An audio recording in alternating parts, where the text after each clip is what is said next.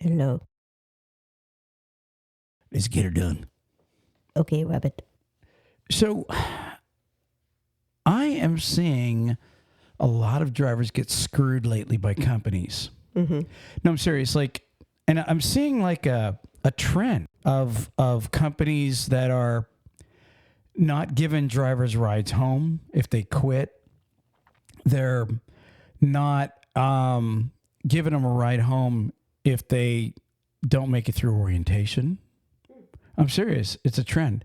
And the one thing that I'm seeing a lot of is the companies, the trucking companies that are small, that, we call one truck Chuck, like companies that have like usually 5, 10, 20 trucks, even trucking companies upwards of 50 trucks.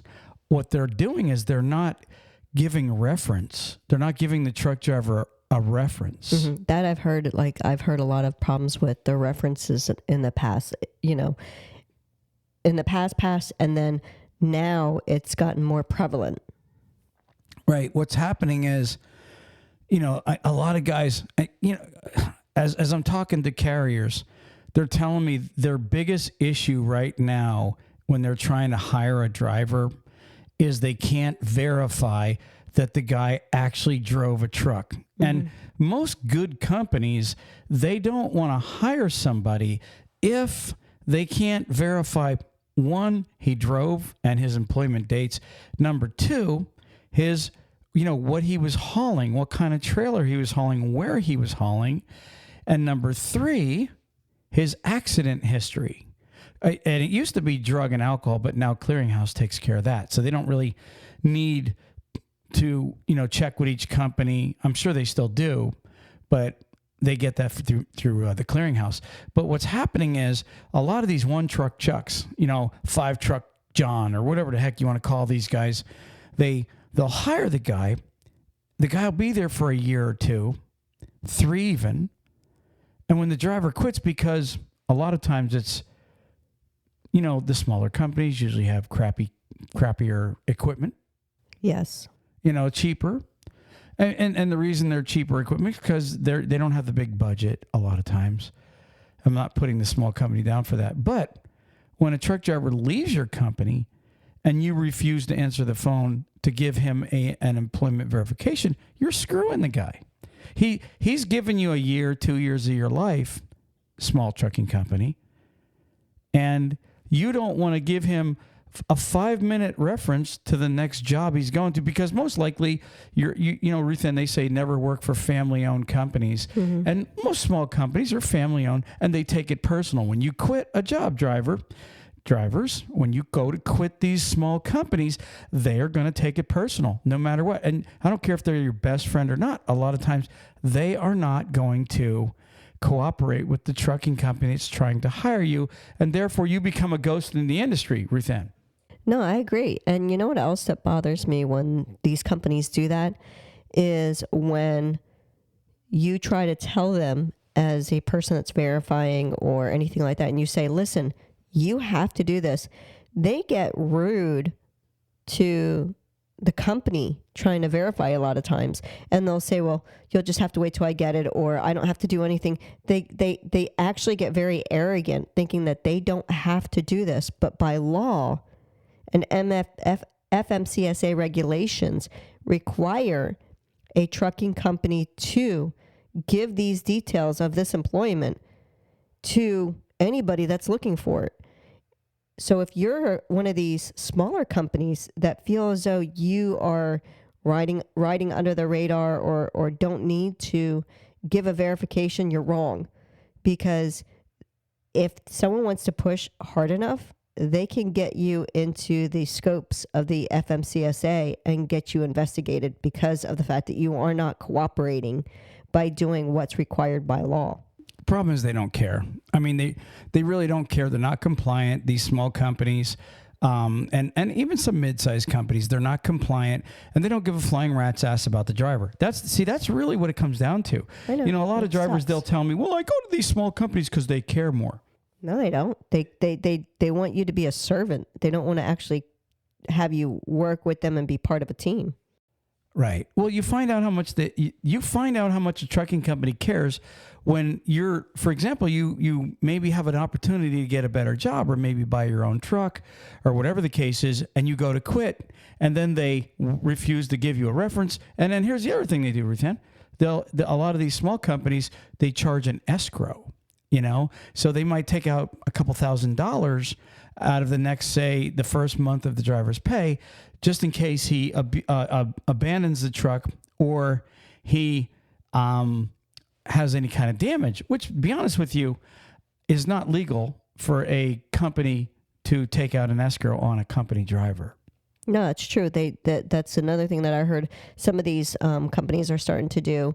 Like you said, they want the driver, like if you were hit and there's a deductible that's required, even though it wasn't your fault, the company is using that escrow to cover the copay that they would have to pay for you being hit, even if it wasn't your fault. Right, exactly. It's not a driver. You can't deduct the driver's pay. There's no docking pay. Docking pay is illegal, okay? If I dock you because you were late on a load, or I dock you because you had an accident and I'm making you pay the deductible, it's not your truck if you're a company driver. Now, it's different if you're the owner operator or a lease purchase driver. That's a little different because you are the one buying the truck. But for you to go to these trucking companies and have them start deducting escrows and everything, and just so you guys know, and this is my advice to drivers, okay? I'm gonna get right into the advice, Ruthann. Be wise when you choose your trucking company. I'm serious. Don't take a trucking company because they have a $389 Peterbilt for you. Okay. Don't take a trucking company because they're going to keep you in like the running areas that you like. All right. Usually like the guys in the South, they stay South and they don't make any money. Take a job because the trucking company has a good reputation for paying. Okay. Take a job. All right. With a carrier that has freight. Very important. Right now, with the spot market, and I don't want to sound like a broken record, but with the spot market being down, you have to find a trucking company that has their own freight, has contracted freight, or they produce their own freight. Like, for example, a furniture hauler. A lot of times they build their own furniture and then they haul it. Somebody like that. I would tell you right now, stay away from the very small trucking companies that we're talking about right now. 5 trucks, 10 trucks, 20 trucks. They are the ones that usually always tend, again, to take it personal when you go to quit. You might think you're making a couple dollars more now, but I've run into a lot of drivers lately, Ruthann, that are looking for jobs, and the only way for them to get a job right now is to go with a trainer, because the last 5 years of their life, they've been driving for a small company that will not verify. They don't have 1099s. They don't have W-2s. They have zero proof. And then here's the other kicker. When they run their PSP, there's no inspections even on their PSP showing that they even work there. So somehow, some way, they look like a ghost in the industry. And the last thing you want to do is work for a company like that. Drive for a company that reports to DAC or to higher rate, because when you leave there, no matter what, they are automatically going to input your information into the DAC system and into higher rate. They're both the same company, really. And when a trucking company goes to run your stuff, guess what? There's proof right there. Your employment dates are there. Your accidents are there. Where you ran, what kind of trailers you pulled, it's all there. You have a reference for at least the next 10 years, Ruthann. No, it's true. You should really honestly pick a good company that will have a upstanding way of presenting themselves in society of trucking. I would also ask any trucking company that you're possibly going to go work for, are you charging me an escrow? I talked to a driver the other day. He said, I guess he's one of those 1099 drivers. He said the company's taking $500 a week out until it reaches like $3,000 or $4,000 for an escrow. Why? Well, in case a guy, has damage to the truck or he abandons the truck, blah, blah, blah, blah, blah, right? Okay. Well, guess what? It doesn't really matter. When that guy goes to quit that company, I guarantee you, driver, you are not getting your escrow money back. Guarantee it. Now, listen, there is a small 1 or 5% of companies that will charge you an escrow, and then give it to you back. But 95% to 99% are never going to give it back to you. So when you quit and you leave a 2-week notice, you're just giving them two more weeks of pay.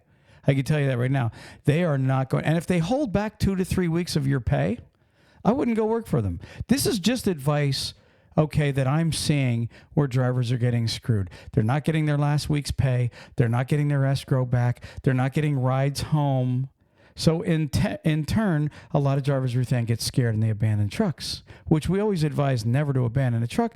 But you can almost not blame the driver when he knows the company's going to keep his money, they're going to keep his escrow, and they're not going to give him a ride home. So now he's going to drive the truck 1,000 miles back to their terminal and then be screwed when he could be going to work for somebody else. It's kind of a dog-eat-dog situation in trucking.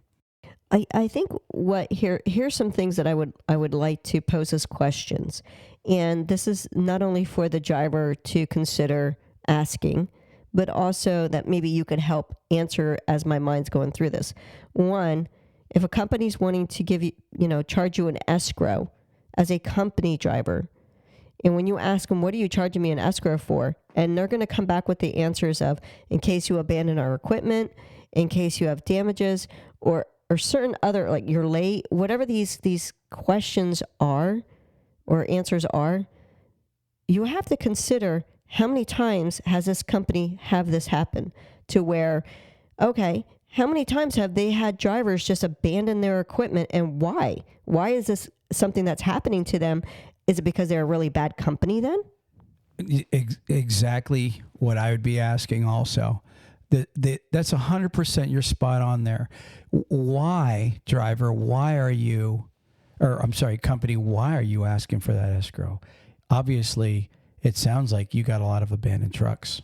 Yeah, that's what I'm getting from that is if a company's going to sit there and say, well, in case you abandon my truck, I'm going to charge you an escrow in case you abandon my truck. All right. I don't understand why that would be a question. No, it's obvious. Like I said, they are. No, that was my response to as the driver to the company. Okay, yeah, no, I mean, and that's really what you want these drivers to start thinking. What if I'm getting charged an escrow? There's a reason why a company feels they have to charge an escrow. Meaning, there's a lot of drivers that are probably quitting there. Yeah. Okay, that's really what I would tell you. Okay, advice to trucking companies: stop keeping drivers' money. Stop holding them up. If they're quitting and not providing a ride home with them. In fact, companies, you're better off when you hire a driver, sit them down and let them know. If you ever go to quit, bring my truck back, and I will 100% give you a ride home. Establish a trusting relationship with these guys. Okay. This is really what I would really like to say. One last thing to trucking companies. I hope you get audited. You companies that are not verifying a man's work history. If a man comes and gives you a year of his life or 2 years of his life or 3 years of his life and he's loyal to you, don't take it personal when he quits. And it doesn't really matter if it is personal. Okay? They say people don't quit jobs, they quit bosses. Maybe the guy's leaving you because you are an idiot. But it shouldn't matter. You should be on board with being compliant with the rules. And the rules say you have 30 days to verify your driver's employment when he leaves there if someone sends you a reference with a signed release. So stop screwing drivers. And my advice to drivers that work for companies like you is not to work for you companies, because you guys are the ones screwing up the drivers. And that's what I'm just going to leave it at that, Ruthann. Hey, in this day and age with the internet, you really don't want to have a driver start, bad mouthing you in social media where it's really going to get around, and you want to take a high chance of losing your business by not having any drivers at all come, and you'll go under. Yeah. So anyways, that's just advice from me to you guys. Ruthann, moving on. Let's take a break. On, yeah. Drivers, if you're looking for a local, home, everyday driving job, apply with Carter Lumber today. They have positions for Class A and Class B local drivers. They can take experienced drivers, students, and non-CDL drivers. With over 160 locations, chances are they have a position for you. So go to carterlumber.com/talkcdl and apply today. Again, that's carterlumber.com/talkcdl. Thank you. If you're a driver looking for a new trucking job, check out NCI. NCI offers the following: new Kenworth T680s, competitive wages, solo, team, and students welcome, plus a full benefit package for you and your family. Check them out today at 888-311-7076. That's 888-7076. And tell them Talk CDL sent you. Hey drivers, are you sick of watching the other drivers bypass the weigh station while you are held up going through yourself? Well, download Drivewyze today at www.drivewyze.com. That's DRIVEWYZE.com, and start bypassing the scales yourself. If you're a small carrier, an owner-operator, or even a big fleet looking for something better, check out Drivewyze today. And remember, there's no equipment, no transponders needed when you're using Drivewyze. Check them out for a free download at www.drivewyze.com.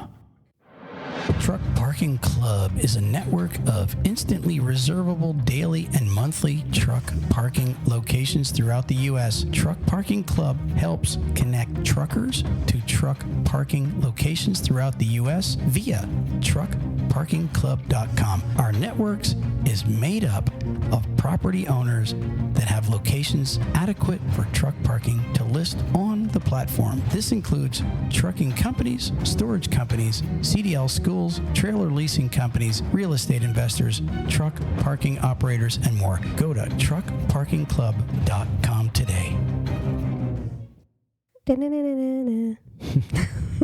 So, hey, listen, I got a little bit of good news. I mean, it's not like, the perfect sunshine news, but we are in November, okay, which means we got Thanksgiving and Christmas coming up, which means freight will increase. And I'm hearing reports that, with the insane inflation and low freight right now, that consumers are still spending money, which means the Christmas season is very optimistic, which means you're going to get more freight. Drivers over the next couple months, you should be able to get some decent miles. I don't know what the first quarter is going to be like, but I just read a report. It says conditions for carriers could improve dramatically in the second quarter of 2024. Ruth Ann? Awesome. Well, now, it's great news. It's a great forecast. Nothing, until it happens. But one of the things I keep telling people is the trucking industry is the first to see the bad times and the first to see the good times. And they're saying in the second quarter, it says the second quarter may have the upper hand in negotiations with shippers at that time. It says after more than 18 tough months for many carriers, they should be preparing for higher volume and rates. So they're saying, and I have a feeling it's really more because, they started, what has it been, about 10 months, maybe almost 12 months since the stimulus checks stopped and they got people back on the assembly lines. There's people working now, and they're catching up to the supply chain. So if you think about that, maybe we'll have a surplus by the second quarter, because usually the first quarter of every year, even in a good year, Ruth Ann, and we know that you have 4 quarters in a year, and your first quarter, even in good times, is always the lowest out of all 4 quarters, correct? Yes. And it's normally because, and I'll spell it for everybody, drivers, you're going to get a lot of freight up till Christmas, and then for the first 2 weeks after Christmas, you got a lot of returns. So usually by the second to 4th week of January, okay, it'll drop off pretty hard. Mm-hmm. And then you usually have, like I said, the latter half of January. February is usually a crapper. March is usually a crapper. And then usually at the end of March, sometime in April, it starts picking up. That's why they're saying the second quarter is going to be better for shippers and drivers, or not, for shippers rather, or for trucking companies rather. I'm tongue-tied today. I had that last time. I know. Oh my gosh.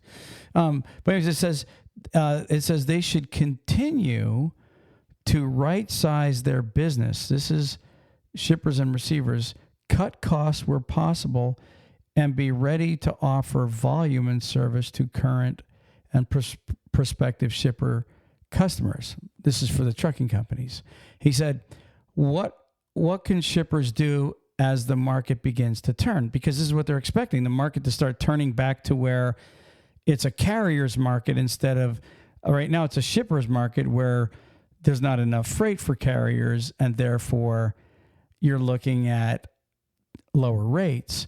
It says, as it's shifting back towards the truck drivers and the trucking companies market, they should prepare now for benchmarking their freight costs against data, locking in contract rates, or using index-linked contracts to manage rate capacity risk. So they're saying these shippers really should prepare now to start giving out contracts, because as the market turns, rates are going to go up. So they should start preparing to negotiate some permanent rates before the rates go back up higher. You see what I'm saying? Mm-hmm. So, and if I was you trucking companies, and which I'm sure a lot of them are, I once talked to a trucking company, Ruth Ann, that had like 50 trucks. And he said, it's really hard for a small company to get a contract. I think they still can. If I was them, I would hire a salesman to talk to these shippers and find out if they have trucks in where their lead haul freight is, to try to negotiate a contract. It would, it's nice if you have a 2-3 year contract with negotiated rates, and it doesn't hurt to, when the market does go up, increase your fleet to also grab some of that higher spot market rate. You know what I mean? Yeah. Yeah. I'm just saying I believe it's strategic, and this is what these trucking companies should do. But really, more or less, I'm trying to give drivers a little bit of good news. There's no guarantee, drivers, that it's going to be a lot better, but experts have been predicting.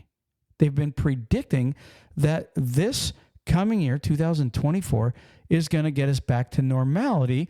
And it really is, Ruth Ann. It's on track right now because of the freight being produced. And if you get enough freight, okay, and there's demand, then obviously money's going to go up and drivers are going to make more money. Well, I think it's, like you said, the freight itself, that the items themselves are being produced again. Everybody's getting back into their little stockpile and their warehouses and so forth. And not only that, but the minimum wage is actually going up too. So what's happening is people's income is going to start settling to be able to compensate for that hike in prices of other stuff too. So all the economy itself is starting to level out that way, which is really great, that the warehouses are starting to get their products stored up into it so that we can start shipping everything. Absolutely. So it's all going to catch up and equal out. Last week we reported that over 15,000 trucking companies have gone out of business since the beginning of the year. I just seen a new report. It said actually it's over 35,000. Wow. But here's the problem. In 2020, there was 253,000 registered authority numbers. Okay. Right now there's 363,000. No, there's over 100 and some thousand extra right now. That's what I'm saying. They're still there. Right. What I'm getting at, though, is, okay, so you lost 35,000. And what experts are saying is you really need to purge more. A lot more needs to go in order for it to balance out right. And to be honest with you, it's like anything else. It's the ones that can survive are going to survive. Mm-hmm. The ones that didn't. I was talking to a trucking company the other day. He said, really, what hurt a lot of companies that are going out of business. They didn't save for the rainy day. A lot of them, they were making money hand over foot, and then they were going out and buying yachts and big Extra houses. RVs, you know, Corvettes, or not Corvettes, Wives. I don't know. yeah, their wives.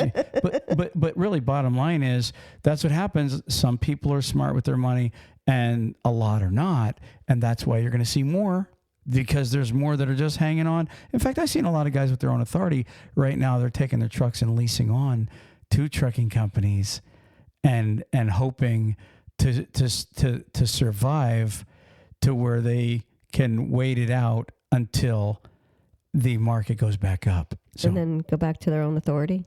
yeah, exactly. So obviously, like one of the good things for like the owner operator, the guy with one truck. Now, I'm not talking about the trucking company. I'm just talking about an owner operator here.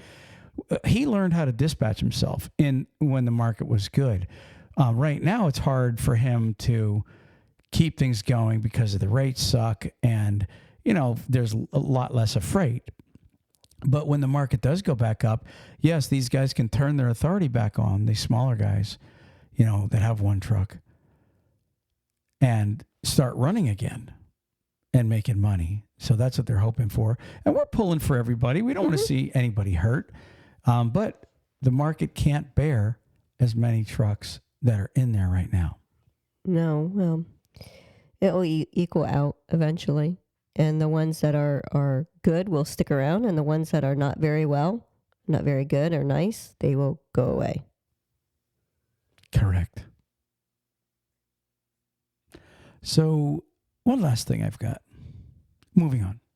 Moving on. I just find. Do you remember a few months ago we reported about? Actually, I think you brought it up. There was a heist in Philly of a trailer with a truckload of dimes. Yeah. Okay, so it's this says theft of 2 million dimes linked to truck cargo robbery spree. It's interesting the way this worked out. There's a reason why thieves are stupid. Well, when you have to depend on stealing instead of using your brain. Right. Well, listen to this. It says federal authorities have released more details and unsealed charges in the theft of more than 2 million dimes earlier this year from a tractor trailer that had picked up the coins from the U.S. Mint in Philadelphia. The truck driver was bound for Miami when he pulled into a parking lot to sleep on April 3rd. You know, most trucking companies never, ever will hire you if you've had a trailer stolen. And to me, I still am amazed that there weren't guards guarding a trailer load of money. But anyways, this sounds stupid, doesn't it? It says, during the night, thieves made off with a portion of its cargo of $750,000 in dimes, a shipment weighing about 6 tons, authorities had said earlier. Thousands of coins were scattered all over the lot in Northeast Philadelphia. The Philadelphia Inquirer reports that prosecutors contend that the theft, which they say now totaled $234,500 in stolen dimes, was part of a spree of robberies from tractor trailers passing through the region that also netted the thieves frozen crab legs, shrimp, meat, beer, and liquor. You know what that reminds me of? It reminds me of like The Sopranos, or one of those Italian movies, right? Where they show in New York City they were always robbing the tractor trailers, you know, and stealing them and then selling the stuff. Mm-hmm. I mean, it still goes on today. I'm not saying that these guys were mafia.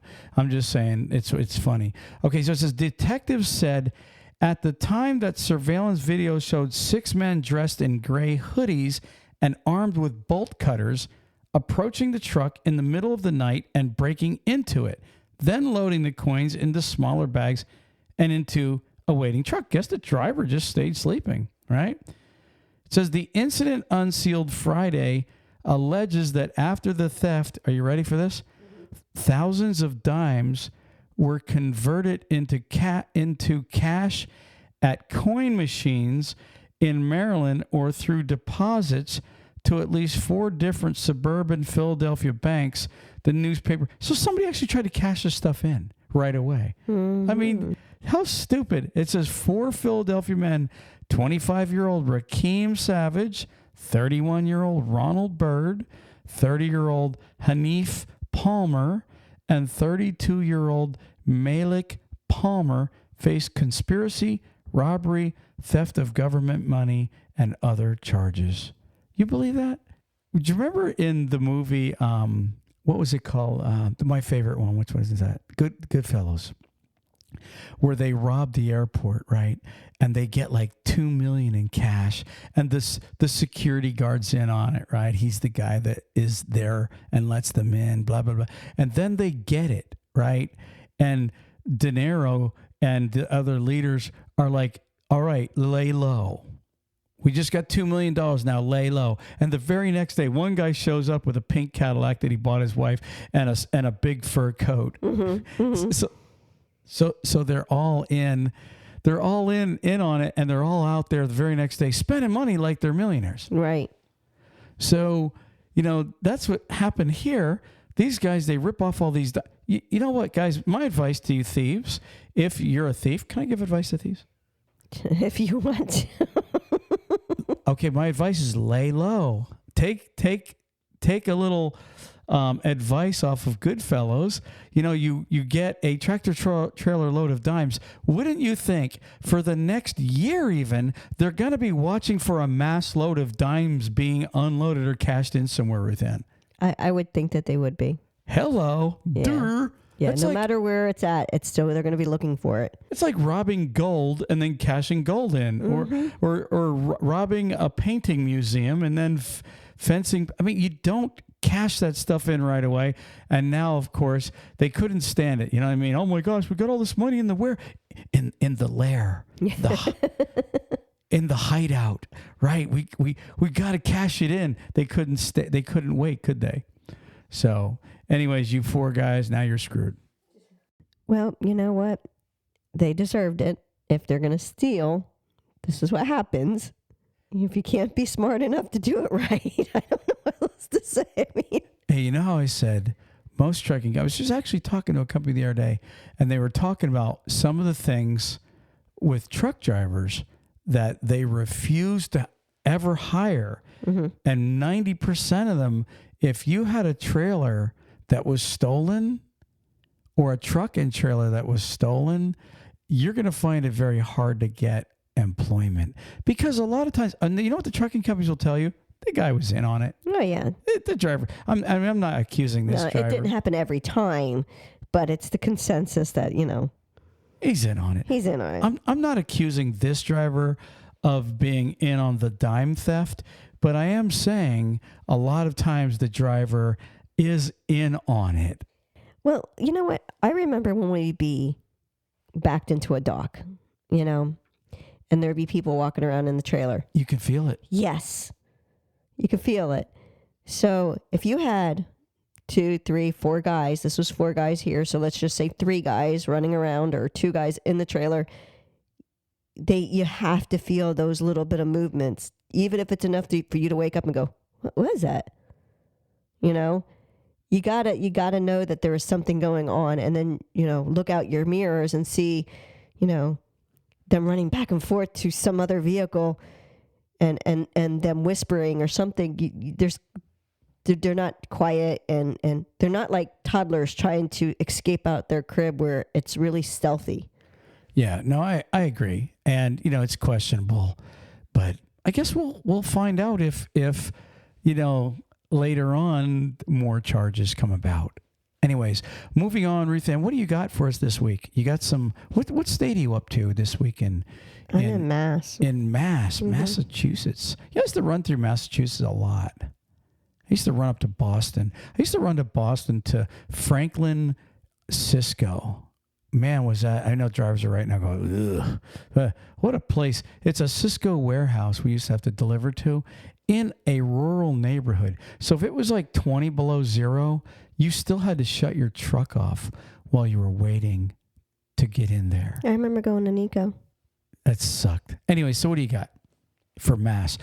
A place to visit in Mass? In Sudbury, Massachusetts, I got the Wayside Inn. The Wayside Inn. It's the oldest continuously operated inn in the United States.